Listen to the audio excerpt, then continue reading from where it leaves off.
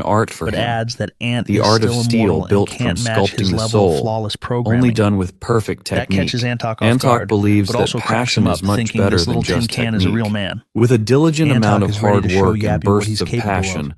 Antok After this, happily Antok continues creates an crafting while armor. Yappy keeps him This company. makes Yappy realize He that admits that he Antok's likes technique might be Yappy's able to flawless produce work, Leon's armor, something he can't ever something he produce couldn't do at the same before rate. because of the missing Just as Ant hammers his craft, 0.01%. Yappy Yappy instantly says points out there that is a it's lack mistake, of sufficient causing the data, instability and this of bonus the weapon to information is increase. essential to him. Antok, That sparks Antok's drenched in interest, sweat, and he shares asks that he if isn't just Yappy is building willing weapons. to be his disciple. Suddenly, he picks up Yappy the pace quickly as if reminds the enjoying mortal the that it's crafting, all just to observe finally the revealing development. that it's all an art In a for him. way, Antok takes it as Yappy's submission to being his disciple, so he pats the little thing.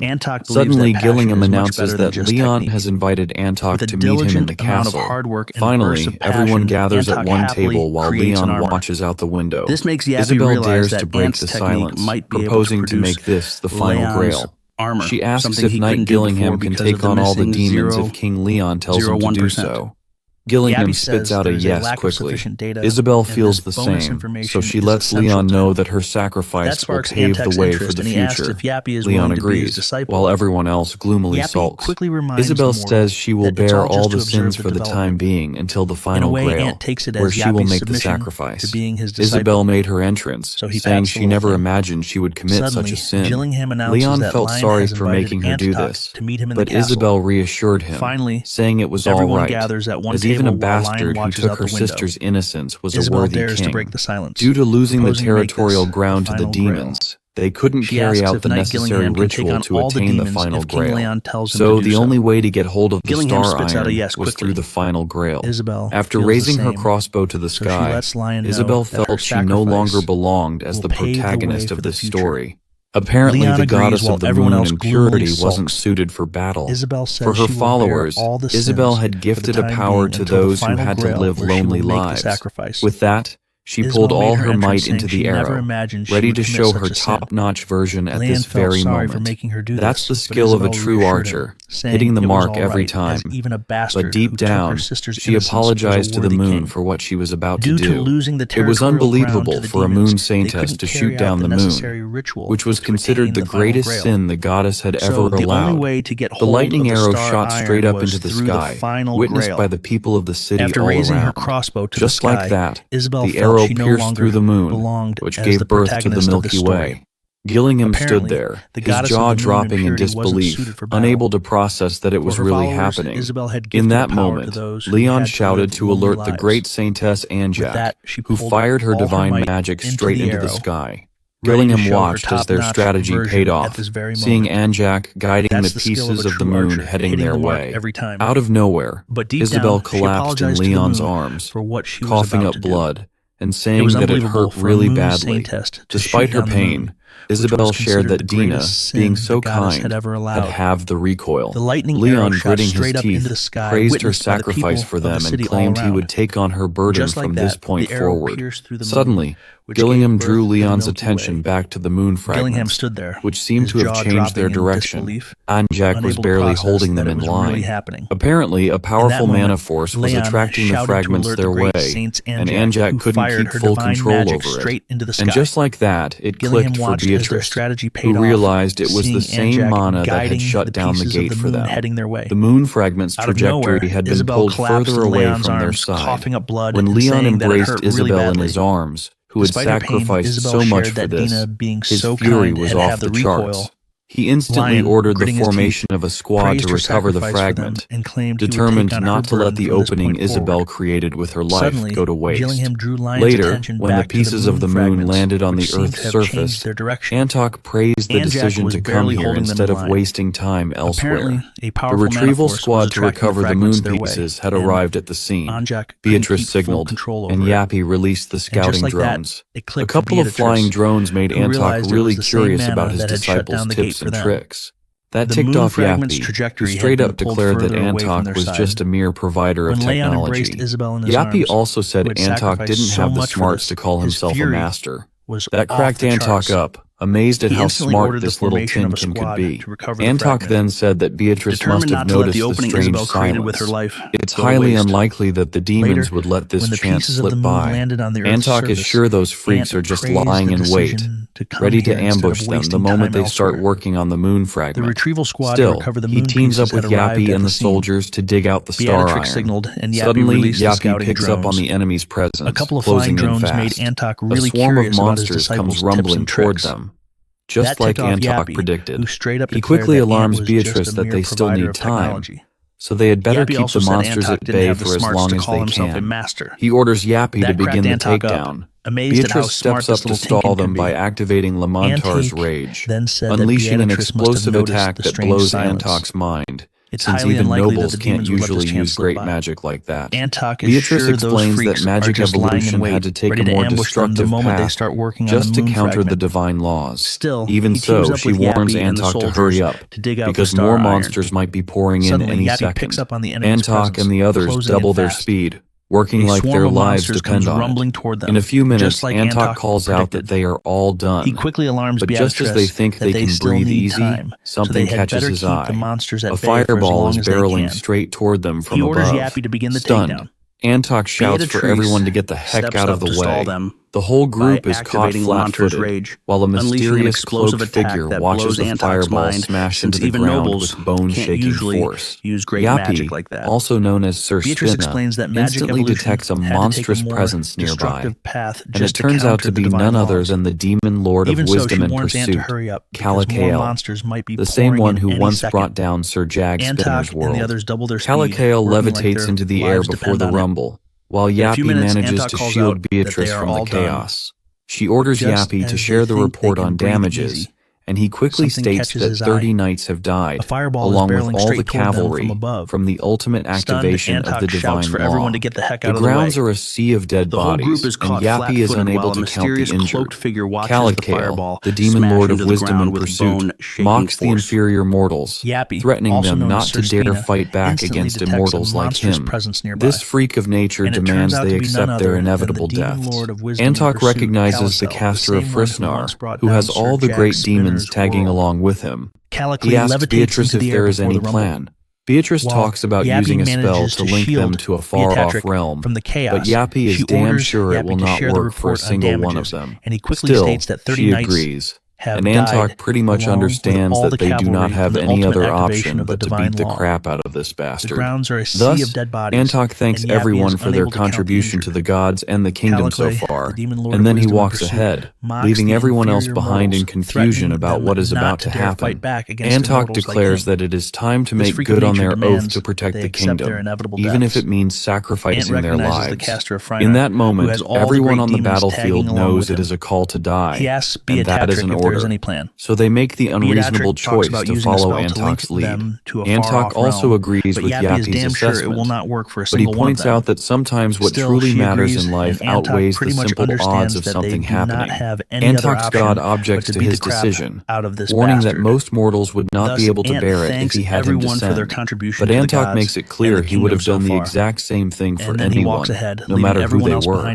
Interestingly, a god admits to loving Antok for his unwavering faith and the intense, beautiful passion for life he radiates. Antok's entire body is radiating a golden light, as if he had been dipped in molten gold. And this is not just any glow-up. This is the Grail Knight of Steel and Blacksmith, the kingdom's top smith and the guardian of its mines, showing his true colors. He held on to the hope that was moving toward the future, but now it was at a standstill. There is no future for a blacksmith who has sealed his own fate, yet the sound of the hammer on the forge would not cease, because it was that very hammering that had created whatever future there was. With divinity dissension, the divinity of steel and blacksmith, Antok swears on the steel. Kalakael was not expecting this.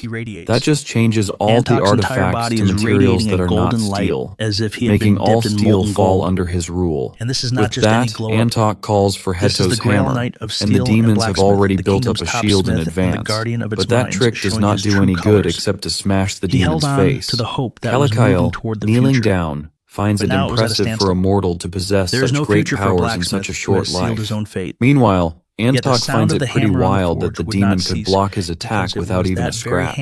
Thus, Kalakael is ready to start the war that has yet to begin. In the meantime, Beatrice asks for Yappy's report, and it says 86%. For Yappy, there is no problem in dragging it out because he has seen it before.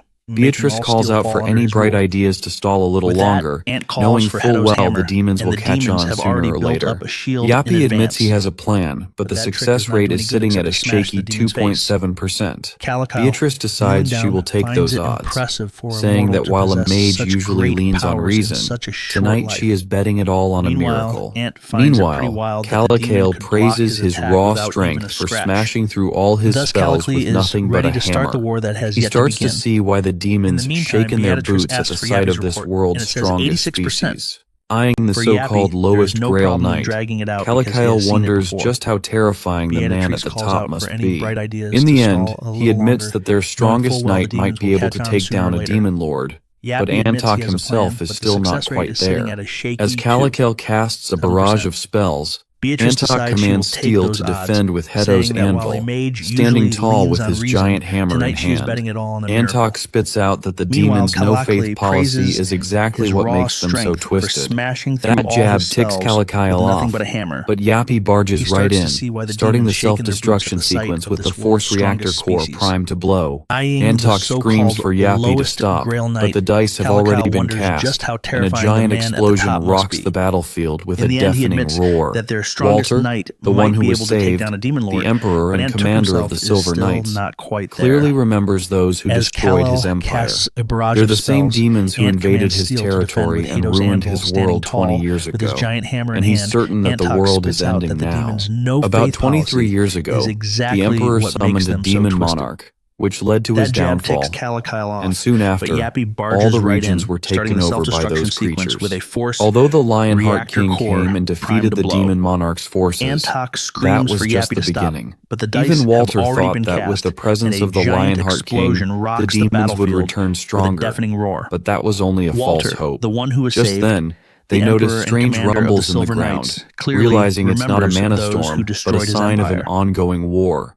Meanwhile, the Demon Lord of Wisdom in pursuit, Calicule, mocks his opponent for using nuclear power, claiming that something like that could never harm him. Although his subordinate informs him about the opening of the gate, meaning the explosion was just a distraction, Calicule still thinks the strategy is foolish, since a small-range gate can only teleport a few people, leaving most of the troops and knights to be abandoned. Calicule's anger grows even stronger, and he begins casting a spell on his opponents. But to his surprise, a spear comes flying in their way to stop him, and when they look up, they see a large army of armored men from Leon's side charging forward. However, without wasting a second, Calicule casts a powerful spell against them, severely injuring all the men, including Antok and Beatrice, in a different territory. Antok's body is in such bad condition that the attack leaves a huge round hole on the upper side of his stomach, which needs immediate treatment.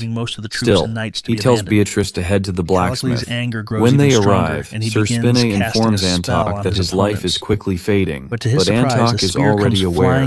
From the moment he was given this mortal fate, he knew this would happen. As a steel knight made from iron, he knew his time was running out. With just one chance to pass on his legacy, he chooses Spinne as his first and final apprentice, offering a lesson. While hammering at his forge, Antok teaches Spinne his final lesson, sharing the story of his journey, how he set off to seek a quest, met the future Lionheart King, and learned under a master blacksmith he could never surpass. Though Antok never became better than his teacher, the knights who wielded his swords and spears protected the kingdom. Even as his strength failed and his vision blurred, Antok poured all his will and energy into the steel, determined to leave a lasting mark on the world. He urges Spinne to do the same, infuse will into metal, forge weapons that defend the right people, and create a future with every hammer strike. In the midst of this lesson, Antok finishes crafting a new item, embodying everything he is taught. After a while, Leon arrives at the location just as Antok takes his final breath. He asks if Antok has any last words for his son, Aaron. But since Antok taught him with love and respect, there is nothing else he wishes to say. Instead, he asks Leon to lift him up so he can go out and meet his people one last time. The people are filled with sorrow, crying at the sight of their great leader in such a state. Even in his dying moments, Antok instructs his people to take care of the king. With those final words, he falls to the ground in Leon's arms, lifeless. All the people bowed in respect and honor for the man they revered. While in his tent, one of Leon's men informs him that Gildas is outside. After granting permission, Gildas and Galvaron enter, greeting Leon with royal respect.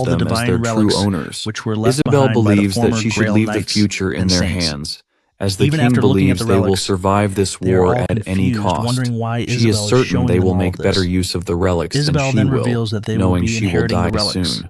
But getting However, recognition they from don't the have the right relics to is them something they will yet, have as to the solve relics on haven't their own. acknowledged them as Isabel their then true points at owners. Cheon Soyeon, Isabel believes asking that for a she should favor leave later the future on, in their hands, something she as can the do king given her believes they will divinity. survive this war When Cheon at any Soyeon cost. agrees, Isabel She is begins their certain they will succession make better process. use of the relics Just like than she that, will, knowing she everyone will gets die to work soon. on their own But preparations. getting recognition The from the soldiers relics prepare for is battle. something they will have The to solve on civilians their own. pray for those who will shed Isabel then blood, points at and knights and Chonsoon, soldiers asking from for a all over favor the later on, continent start to something she can do return. given her divinity. With everything almost ready, the demon army arrives at their territory. Anjak Pertisia honorably welcomes the sages of the woods, announcing that the extraction ritual has already been completed. The sages are quite impressed to see the item, coming to the conclusion that Antok handled steel better than anyone else and definitely completed his duty. Now it's time for the sages to fulfill theirs. Beatrice announces that she and Spinne will stall for as much time as they can on the front line, while Hari and her group will seize the divine relics. Spinne instructs them to gather at the rendezvous point once everything is over, and he will rejoin them after obtaining the Grail with Essence. Before leaving, Beatrice pats Hari's head and reminds her of their roles. Gunrar then reminds Antak that once they're done, the divinity must descend upon them to complete the ritual, since Leon cannot fulfill the role as he's on the battlefield. Therefore, she will have to bear that burden. Anjak responds by saying it's only natural for her, as the great saintess of light and justice, to make sacrifices for a better future. Anjak has spent most of her life in the temple, reading and teaching the doctrines. She's maintained her lifestyle even after the Great War against the demons began. The only change was that she now prays for the dead instead of the living. She, comforting the lost souls, felt sad that she couldn't do as much for the people as the knights could. Because of that, the small saintess who served light and justice happily prayed for the king. The castle is ready for war, but the enemy forces seem endless. Their army stretches beyond the horizon. The demons have set up a temple over the ashes in mockery. Even the Lionheart Kingdom, the land of the Guardians, now only has its last fortress standing. Though they think the long-range weapons can't harm them instantly, an explosion occurs, killing some of Leon's men. The energy coming from those corpses turns out to be poison, so all the soldiers quickly cover their mouths. More attacks are incoming, and all the soldiers get into formation. Meanwhile, the priests purify the poison to the northeast first. Leon, with Aaron, stands on top of the castle while Leon casts flames at the demons. He tells Aaron to be proud of his father, who bravely sacrificed himself and returned to the banquet hall of the gods. After that, as he looks at the battlefield, Leon thinks the last moments of the kingdom, as described by future descendants, are simply a repeat of its inevitable downfall. Leon, deeply moved by the tough situation, prays to the goddess for help, hoping that the soldiers, struggling in fear and sorrow, can continue the legacy of the Lionheart. While women comfort their crying children and young men fight to keep the war alive, the knights battle to leave behind hope amidst the bloodshed. Leon, feeling the weight of his people's suffering, calls out to the goddess for strength. In response, he feels her presence behind him, promising to be with him until the end and empowering him to act as he wishes. Suddenly, a surge of unfamiliar energy fills his body, and in his rage and determination, he drops his sword, repeatedly slamming it into the ground. He begins chanting the names of the figures who have stood by him from the start. Knight Aaron, son of Antok, the great Grail Knight of Steel, Gildas, the war hero who defeated the great horned giant, Galvaron, the noble elf guardian of the oak forest, and others, all men of honor who fought relentlessly. He declares that such heroes would never accept the demon's mockery, and that they must rise up against those who believe they have already won the war because they haven't. Not yet. Leon slams his sword again and again, filled with anger, rage, and agony, hoping to awaken the same fury in his people. He demands to know who he is, and the entire battlefield responds with unity, chanting that he is the half-god proxy for the Pantheon, the guardian of the Grail, and the king of the Lionheart who defeated Malice, the Lord of Chaos. Leon, filled with unwavering resolve, announces that victory is coming, and urges the soldiers not to fear or back down. Their swords and shields will serve as firewood, and the battlefield will become a graveyard for the demons who arrogantly think they will overpower the humans. He urges everyone to fight until the end, no matter the cost, no matter if they die, no matter if their companions die, and no matter if the king dies. His words ignite their souls, and chaos erupts on the battlefield as the final battle begins. Kalakael, leading the army of demons, challenges them, urging them to revere him and calling them inferior creatures unworthy of his presence. He declares that the beginning of evil is older than divinity itself, promising not to spare any of them. With that, he creates fire orbs filled with evil red energy and aims them at them. Leon signals to Roxley, who immediately uses the combined skills Divine Punishment, Flames of War, and Manifesting Sun to counter the demon's orbs. Leon suggests that Roxley focus on the pieces of orbs that might damage the Pantheon, and just like that, Roxley destroys them easily. The demons grow angrier and decide to climb the walls of the castle, thinking it will all be over if they succeed. However, the armored soldiers on the roof are already prepared and shower arrows at them, preventing them from entering the territory. Meanwhile, at the Fortress City Pantheon, southern gates, Gildas worries as he smells the meteor fragments, realizing that the fragments alone are turning the place into a wasteland. It will take a lot of time to restore the place's former glory. He can also hear the roaring, realizing that the demons have entered through the eastern gates. Upon the roof, the knights remain vigilant, continuing to fight the demons. Meanwhile, Arin battles the great demon of massacre and destruction, Doomgore, making the demon realize that there are knights who are strong even without being Grail warriors. Arin declares he will kill Doomgore no matter what, fully aware that Leon and Roxley can't move from their position, so he must do it alone. He leaps into the air and lunges toward Doomgore. Inside the castle, Hari and the others have completed the recognition of the relics, but Jaehyuk is still uncertain, feeling that he doesn't have what it takes to handle them. He even considers giving up, believing that this war isn't theirs to fight, and that only Spinne and the king will survive. Given that he has already killed 3 lords, he's confident he would win easily. Hari agrees with Jaehyuk. Knowing Leon always wins, he killed all the demons in the past, and eventually, he met Hari's group at the Black Gate, which was a sign that he would win this battle too. But then something pops into Hari's mind. She suddenly realizes that the final Grail plan was originally abandoned. It was because they came to the gate to ask for the king's help. With 3 Grail Knight-ranked people already absent from the battle, she wonders if victory is still possible. Hari's gaze shifts to the people in robes, and she immediately demands that they take off their hoods. As they do, a strange energy radiates from them, and one of them mocks Hari, praising her for having such a sharp eye. Jaehyuk senses danger and casts full expansion of divine power, but the cloaked figures instantly counterattack, blocking his magic. Hari and Jaehyuk realize they're in trouble as the figures move closer. One of them introduces himself as the Archdemon of Pleasure, Ki, and with an evil grin, he attempts to slash at Hari's throat, aiming to kill her. Jaehyuk, willing to sacrifice himself, pushes her aside, fully aware that this might be his end. To his surprise, Gillingham arrives just in time to block the attack, saving both Hari and Jaehyuk. Isabel also appears beside him, as Leon had already prepared them for such attacks. Hui, who had assumed Gillingham and Isabel were positioned at the front line, is shocked to see them here. The 2 of them smirk at him, declaring that they won't allow inferior evil beings like him to be in their presence.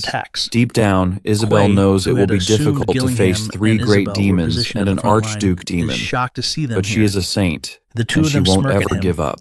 Gillingham, on the other hand, instructs Isabel to throw away her life, and agreeing with him, she quickly casts Divinity Dissension magic. This statement about throwing away life confuses Jaehyuk and Hari, but Isabel tells them to help Han Suho and Cheon Soyeon, as the demons have probably infiltrated the place and the Holy Grail is in danger. They both run off, obeying her order.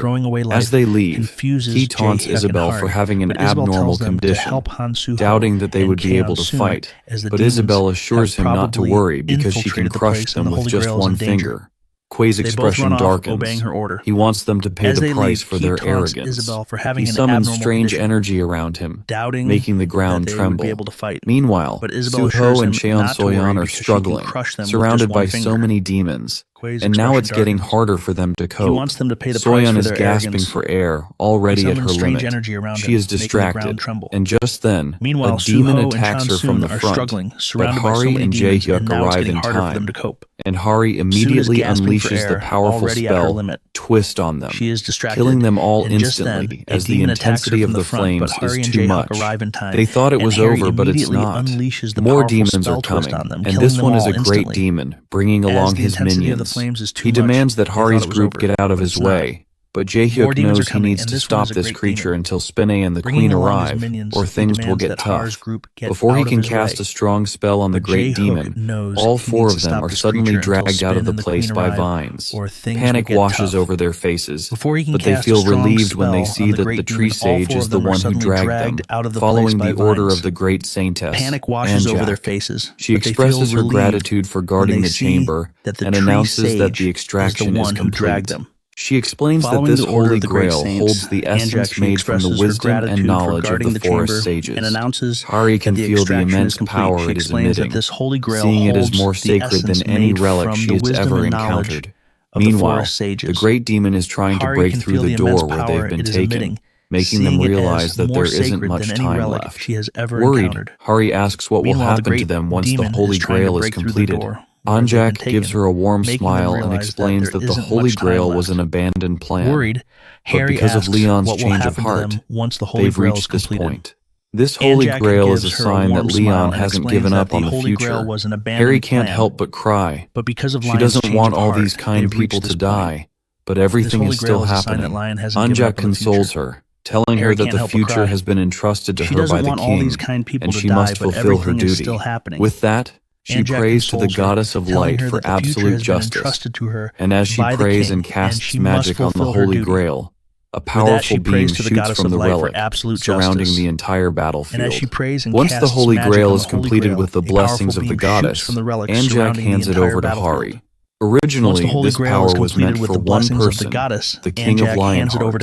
However, when he saw even a small glimmer of hope for the future, he quickly changed his plan and decided to pass it on to someone who could carry it for the future. At the same time, the gate opens, and Spinne and Beatrice emerge. Beatrice quickly orders Hari to leave, while Spinne informs everyone that the structure holding the place together has been destroyed, and the building is going to collapse soon. They need to leave as quickly as possible. Tears fill Hari's eyes, and a sudden realization hits her that she really has to leave. Overcome with emotion, Hari promises Anjak that she will never forget their sacrifices. As Hari's group, along with Beatrice and Spinne, leaves, Anjak stumbles and falls into Gunrar's lap. In response, Gunrar transforms into a tree, allowing her to rest peacefully in her final moments. Meanwhile, the building begins to crack and crumble. Outside, Isabel and Gillingham, having killed the demons and protected the Holy Grail, are gasping for air on the main grounds. They've given everything to protect the Grail, and as the building slowly collapses, they are satisfied that they have accomplished their mission. The battle is nearing its end, with the fight between the Lord of Wisdom and the Guardian of the Holy Grail coming to a close. The battlefield is in a state of lull, and the demons have successfully gotten past the walls. Walter wants to know from the king if he really wants to continue this fight, which won't end in their favor. But Aaron is quite pissed with Walter's thought process. Meanwhile, Leon remains very calm. He explains to Walter that behind these gates, there are still people fighting. The knights haven't given up yet. Walter is furious. He doesn't get the reason behind this. Only the people are dying. Despite that, Leon requests that Walter let them fight for their honor, for the good citizens Walter wanted to protect, and for all those on this earth who still possess honor until their flames die out. The world is destined to end, just as prophesied, and the battle is merely a repetition of history, but it isn't meaningless. Leon has made different choices, both for the people from Earth and for his future self. Even if they can't escape their fate, they can still leave behind a seed of hope. They decide to open the main gates, with Leon wanting the world to remember their final stand, and that's fighting for honor, glory, and Lionheart. So they charge forward on horseback, cutting down every demon that stands in their way. Calico, looking at the scene from afar, creates magic arrays in the air, desperately trying to normalize the evil era. But just then, His gaze shifts to the Northern Army, the Dragonia Cavalry, lunging forward, with none other than Karina. For his father and for Lionheart, they all gallop forward toward the demon army. Calicale's anger doubles, and he decides to kill Karina first, casting a magical array on her. But before he can, Leon appears with the power of divinity dissension, 9 wings sprouting from his back. He instantly attacks Calicale, killing him. After the kill, he lands on the ground, slamming his weapon down, lost and full of sorrow, questioning the meaning of a life that only ends with the goddess's will. The goddess motivates him, telling him that he is the proof. The loyalty and faith of all those who fell in honor and glory are within him. He is the knight who will continue their will, so he must keep going until the very end. All the demon monsters on the battlefield tremble in fear, but still provoke Leon. He now not only wants to win, but also wants them to face shame and humiliation. He now not only wants to win, but also wants them to face shame and humiliation. The war he fought alone for 200 years has now begun. He starts killing these small fries one by one because his fate is to overcome all injustice and trials. And his fate is a victorious one. Meanwhile, Hari and her group have returned to Earth. No one could say much. Some cried, and others had flashbacks of the sacrifices. The king, who had been waiting on Earth, only smiled, while Spinne watched the video recording of the last moments he spent with Antok. After Hari and the others came back, nothing really changed. There wasn't a huge difference. With some luck, Hari regained her positive energy, and the other group members had become more mature. There wasn't a huge difference, but at least they were still growing. As for the Holy Grail of the Moon, Leon was impressed when he saw it in the future. He didn't realize that asking Beatrice about the seedling would lead to this, though he remembers that Gunrar and the other sages of the forest had come up with the plan. It was a plan like an arc, meant to place everything on the being with the highest chance of survival to save the future. When the world suffered irreversible damage and stood on the brink of collapse, the plan was to prioritize what could still be protected. The first priority was the Pantheon. The Pantheon wasn't just a symbol of faith, but also a link to the world. If the Pantheon were destroyed, the power of the divinities would disappear, and paradise would cease to exist. Leon reveals that this was why the gods decided to evacuate to his Lionheart. They were able to keep living because the Lionheart produced divine power itself. When the founding king received the Holy Grail, Ariana had gathered all the world's light, along with the power of the sun and lightning, to create it. The Holy Grail symbolized the kingdom's foundation and was essential to appoint a Grail Knight. Now Leon merges the Holy Grails, transforming them into the final Grail. The Holy Grail of the Moon was created to improve the flaws of the other Grail, and serves as a key to picking the final Grail depending on the needs. The purpose of creating the final Grail is the accumulation of species and knowledge. This has the power to build a new kingdom, but it's only possible if Gunrar's seedling will grow. After a while, Leon hesitantly asks Beatrice for a favor. He wants to find some people he's sure are alive. One is Volcanus, and the other is Karina. He didn't see her in the gods' paradise, and although he can't act like a father now, he needs Beatrice to find her. Beatrice assures him that she will find a way. Leon thanks her, saying that if it weren't for her and Spinne, things wouldn't be the way they are. He also offers her a chance to wish for anything she wants, and he will grant it. She blushes and declares that she'll tell him later. Meanwhile, in the Korean president's office, the president is furious about the open gates and is reading the condition of cooperation for the South Korean government. The government welcomed the rise of the Pantheon Guild since it was easier to work with Leon alone than to deal with the powerful 10-guild alliance. The guild's blessed crops became a highly valuable export, like a golden goose. However, the president grew concerned as Pantheon's influence and military power were expanding too quickly. The side effects of that were becoming clear. During today's briefing, the media wanted to know the president's beliefs on the goddess of light and justice, Ariana. But when he didn't give any direct answers, the civilians in the recorded video's comment section bashed him. The president is going crazy. But just then, One of his men arrives in the office with an urgent message from the United Nations. It's about the investigation team deployed to look into the matter of the Pantheon infringing on human rights. The former One Brilliance Palace is now being used as a site for mining star iron. There, the laborers are mining while Hari informs Spinne about receiving a call from the government. Seeing Hari all worried, Spinne assures her that he'll look into the matter and she shouldn't worry, as they haven't done anything wrong. Meanwhile, Hari's attention shifts to the laborers bent over. For punishment, they got caught drinking more sugar and salt water than allowed, so Spinne is beginning a surf challenge. All the serfs are working hard mining with nothing but pure effort. Meanwhile, Barahair, a serf from the Pantheon Guild, has been laboring ever since he was demoted. As soon as Spinne announces that it's time for lunch for Group 214, Barahair sighs in relief. When they arrive at the lunch table, they find some kind of weird liquid, but Spinne explains it's a mix of salt and sugar. Barahair freaks out, wondering how they're supposed to continue mining after drinking it. In the past, when he offered the meat of young humans to demons, Barahair could easily get his hands on meat, but that's not the case now. Having become a serf of Lionheart, his human rights were stripped away. After consuming the lunch, Spinne instructs them to mine 20 kilograms, which makes Barahair cry. Suddenly his hand gets injured, and he stops working due to the pain. But what hurts even more is the whip attack Spinne delivers to his back for halting the work. In pain, Barahair immediately resumes his work, regretting the fact that he got caught a few days ago and now has to endure all this. As he mines in anger, the wall collapses. The accident became quite famous, and all the incidents were even printed in the newspaper. It's been 20 days since that event, and now all the members of Hari's group are sitting together at a table, unsure of what to do about the Survivors' Human Rights Committee. One of the group members suggests that serving people salt and sugar water is a bit much, and even the second generation of night trainees are shocked by it.